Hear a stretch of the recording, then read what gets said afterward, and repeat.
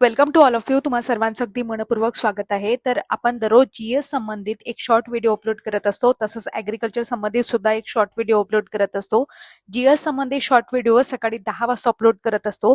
त्यामध्ये प्रामुख्याने MPSC previous year question आहेत ते आपण घेत असतो. त्यामध्ये प्रामुख्याने प्रश्न कसा विचारलेला आहे, कोणत्या टॉपिकवर विचारलेला आहे, आणि प्रश्न माहिती नसताना आपण कशा पद्धतीने त्या प्रश्नाला टॅकल करू शकतो किंवा प्रश्नाचं उत्तर कसं देऊ शकतो, त्या सगळ्या गोष्टी, ट्रिक्स, लॉजिक सगळ्या गोष्टी आपण बघत असतो. या व्यतिरिक्त डिटेल एक्सप्लेनेशन सुद्धा त्या प्रश्नाबद्दल घेत असतो. तर असाच आजचा आपला प्रश्न आहे, खालीलपैकी कोणाला फळ पिकवणारे संप्रेरक असे म्हणतात? यामध्ये काय काय ऑप्शन दिलेले आहेत? ऑक्झिन, जिब्रेलिन, इथिलीन आणि सायटोकायनिन. तर आपल्या प्रश्नाचं योग्य उत्तर आहे इथिलीन. याआधी सुद्धा बऱ्याच वेळा इथिलीनवर आयोगाने प्रश्न विचारलेले आहेत. तर आता एक एक करत आपण सगळे जे महत्वाचे हार्मोन आहेत त्याबद्दल माहिती घेणार आहोत, कारण यावर आधारित प्रश्न विचारून झालेले आहेत. आता इथे आपल्याला प्रश्नामध्ये बाकीचे सुद्धा ऑप्शन दिलेले आहेत, त्याचा सुद्धा आपण अनालिसिस करणार आहोत. इथे ऑक्झिनचा उल्लेख झालेला आहे. ऑक्झिन एक ग्रोथ प्रमोटर आहे. ग्रोथ प्रमोटर म्हणजेच काय? वाढीला प्रेरक असा हार्मोन आहे. म्हणजे यामध्ये पेशीची लांबी वाढवण्याचं काम तो करत असते.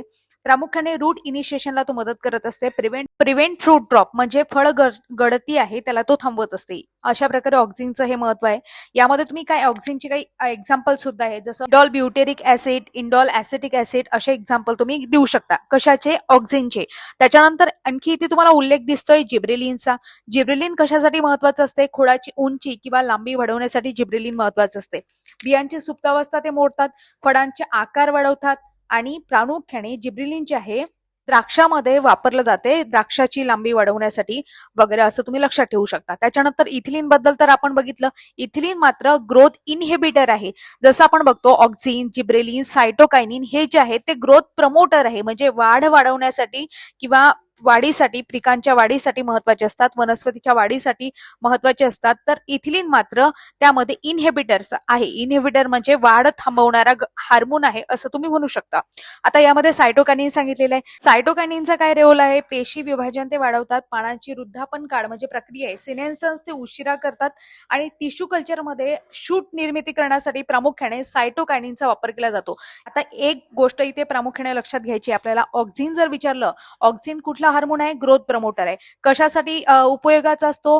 मुळांची वाढ होण्यासाठी ऑक्झिन महत्वाचा असतो. आणि जेव्हा आपण सायटोकायनिन बद्दल बोलतो, सायटोकायनिन प्रामुख्याने शूट निर्मिती आहे. म्हणजेच काय? पेंडा निर्मिती म्हणू शकता तुम्ही त्याला मराठीमध्ये, किंवा तुम्ही त्याला म्हणू शकता नवीन जे फुटवे फुटवण्यासाठी सायटोकायनिन गरजेचं असते. अशा प्रकारे आपण माहिती घेतली.